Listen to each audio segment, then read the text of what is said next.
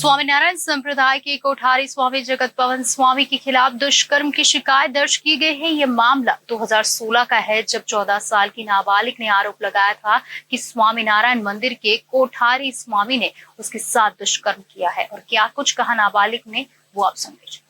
इस मामले में अब 8 साल बाद 22 साल की पीड़िता ने वाड़ी पुलिस थाने में शिकायत दर्ज कराई है और जगत पावन स्वामी से उनकी नग्न तस्वीरें और वीडियो वापस लेने की मांग की है। इसी के साथ पीड़िता ने जगत पावन स्वामी को कड़ी सजा देने की मांग भी की है। वर्तमान में जगत पावन स्वामी वड़ताल में रहते हैं। जब लड़की से पूछा गया कि इस कृत्य में कौन कौन शामिल था, तो उसने HP स्वामी, KP स्वामी और JP स्वामी का नाम बताया। पीड़िता ने गंभीर आरोप लगाते हुए बताया कि 2016 में बाड़ी इलाके के स्वामीनारायण मंदिर में अपने पिता के साथ दर्शन करने गई थी। स्वामी ने उसके पिता का फोन नंबर ले लिया था। जब उन्होंने कॉल किया तो स्वामी ने उससे बात की और उसका नंबर ले लिया। इसके बाद वो WhatsApp पर रोजाना संदेश भेजते थे।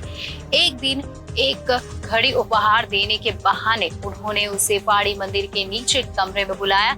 जब वो गई तो स्वामी ने उसके साथ जबरदस्ती बलात्कार किया। घटना के बारे में किसी को बताने पर स्वामी ने दवा पीकर आत्महत्या करने और उसके परिवार को मारने की धमकी दी। इसके अलावा स्वामी ने WhatsApp ग्रुप में अश्लील बातें करने और नूड फोटो भेजने के लिए कहा। उन्होंने ग्रुप में नूड वीडियो कॉल कर अश्लील हरकतें करने के लिए भी कहा। पीड़िता ने मांग की कि HP स्वामी, KP स्वामी और JP स्वामी को कठोर से कठोर सजा दी जाए ताकि किसी और लड़की के साथ ऐसा ना हो।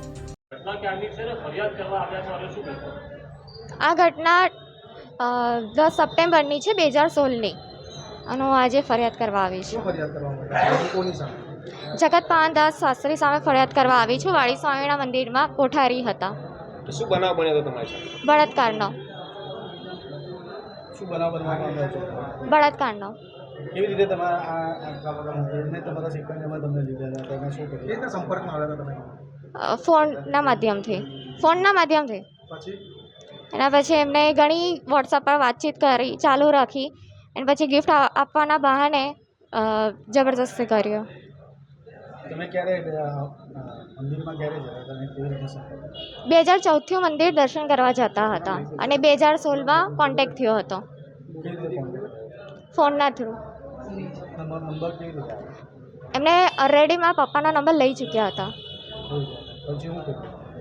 રાત્રે 10:30ની આસપાસ મને ફોન કર્યો હતો। એ ટાઈમે મારી પાસે ફોન હતો અને મેં રિસીવ કર્યો તો કે હું જગત પાનદાસ સ્વામી વાત કરું છું વાડી સ્વામીના મંદિરમાંથી। એવી રીતે વાતચીતની શરૂઆત કરી હતી અને મારી ડિટેલ્સ જાણવા માગતા હતા। ત્યારબાદ WhatsApp પર વાતચીત ચાલુ રાખી। પછી કેવી રીતે તમે ત્યાં ગયા અને કેવી રીતે દુષ્કર્મ આચરવામાં? ગિફ્ટ આપવાના બહાને મને વાડી મંદિરની નીચે રૂમમાં બોલાવી હતી।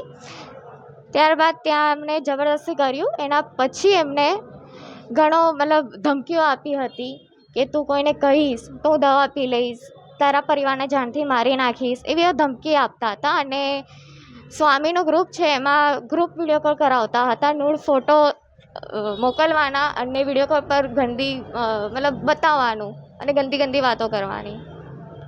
એટલા 2014માં તમે બનાવ કહો છો, તમારી શું ઉંમર હતી ત્યારે અને અત્યારે શું ઉંમર તમારી હતી? ઘટના બની ત્યારે મારી ઉંમર 14 વર્ષની હતી અને અત્યારે હાલ મારી 23 વર્ષ છે। તો આટલા મોટા અંતરાળ બાદ તમે અત્યારે ફરિયાદ આપો? એ ટાઈમે મારી પાસે એવો કોઈ સોર્સ હતો નહીં કે હું પોલીસ કમ્પ્લેન કરી શકું। તમે તમારા વડીલોને કંઈ જાણ કરેલી છે આ વિશે? નથી। તો શું મુખ્ય હેતુ સાથે આ ફરિયાદ દાખલ કરો? એ જ કે કડકથી કડક સજા થાય અને કોઈ બીજી છોકરી સાથે મારા જેવું થાય ના। કયા કયા સંતો અંદર સામેલ હતા? HP સ્વામી, KP સ્વામી ને JP સ્વામી। કયા કયા?